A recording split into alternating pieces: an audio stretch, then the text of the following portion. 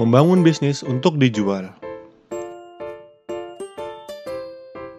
Hai, selamat datang di channel YouTube Ngeteh. Saya ingin melanjutkan membahas 3 hal menarik dari buku Build to Sell karya John Warrillow Part 2. Yang selanjutnya, berikan opsi kepemilikan saham kepada para manajer. Ketika masuk di poin ini adalah level di mana usaha kita sudah siap diakuisisi atau dijual ke orang lain. Dalam kasus Alex, ilustrasi yang mau dibuat dalam buku ini, dia meninggalkan perusahaan setelah berhasil menjual sahamnya di perusahaan yang dia dirikan ini. Bagaimana manajer tetap menjaga kualitas yang sama setelah Alex tidak lagi menjabat di dalam perusahaannya? Alex memiliki 3 manajer yang bertanggung jawab atas departemen yang berbeda. 1 bertanggung jawab atas penjualan, 1 untuk desainer, dan 1 lagi untuk berkoordinasi dengan klien. Jika Alex pergi, ketiga manajer itu akan menjadi orang terpenting di perusahaannya, karena mereka mengawasi semua tugas sehari-hari. Jika mereka tetap bertahan, bisnis akan tetap bisa berjalan seperti biasa.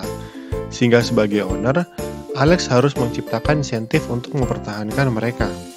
Salah satu opsi yang diberikan untuk kepemilikan saham ke manajer, yang efeknya juga bisa membuat mereka mendapat bagian dari keuntungan perusahaan, di mana itu juga adalah berkat dari kinerja mereka. Alternatif lainnya juga kita bisa memberikan rencana insentif jangka panjang berdasarkan kinerja.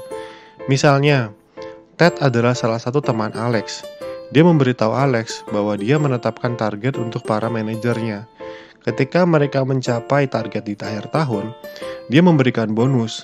Lalu, dia menyisihkan dana ke dalam dana khusus. Setelah 3 tahun, manajer diizinkan untuk menarik sepertiga dari uang ini dan seterusnya untuk setiap tahun setelah itu.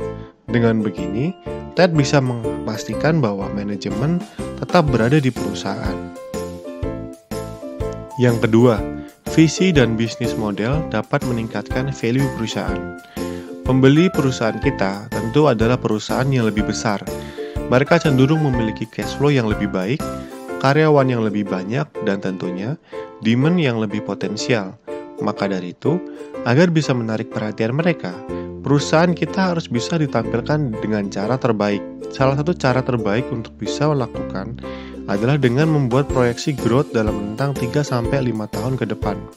Dengan cara ini, kita sudah berusaha untuk menempatkan diri kita di posisi mereka. Dan yang ketiga, broker yang tepat membantu kita menemukan pembeli yang tepat. Kita tidak bisa mengabaikan broker sebagai faktor terpenting dalam proses penjualan perusahaan kita. Broker adalah orang yang menjembatani kita dengan pembeli yang tepat. Mengapa? Karena jika broker merekomendasikan kepada perusahaan yang salah, kita tidak akan dapat harga yang tinggi. Broker yang tepat akan merekomendasikan kita kepada beberapa calon pembeli, sehingga efeknya menghasilkan persaingan di antara pembeli. Selain menghasilkan harga yang lebih baik, kita juga bisa memilih di antara calon pembeli. Nah, di sini kita disarankan untuk memilih broker yang sesuai dengan kapasitas bisnis kita.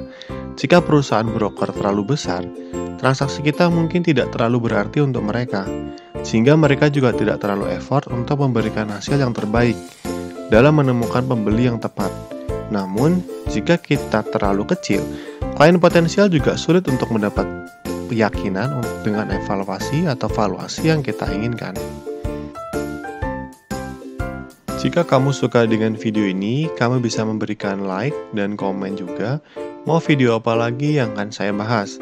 Share juga agar orang-orang terdekatmu juga bisa bersama-sama bertumbuh positif. Saya Willy dari Ngeteh, sampai jumpa di video selanjutnya.